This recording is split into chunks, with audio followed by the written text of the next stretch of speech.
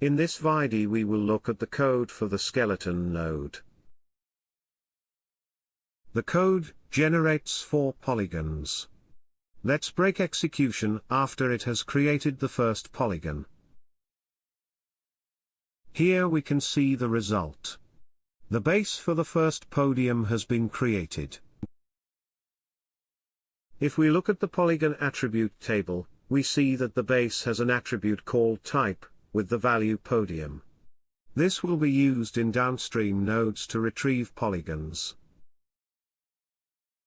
If we break after creating the next polygon, we can see 2 podium bases have been created.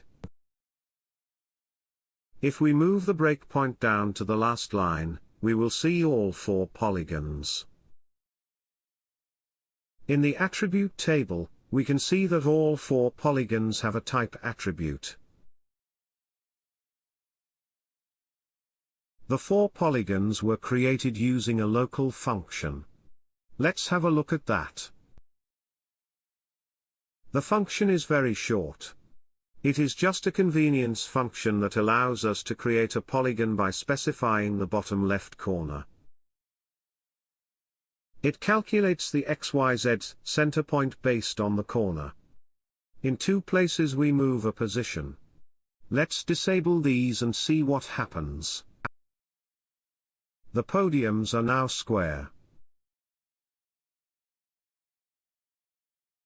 Here we can see it more clearly. If we enable the moves again, we see that they are deforming the polygons slightly. Here we can see the polygons on the site.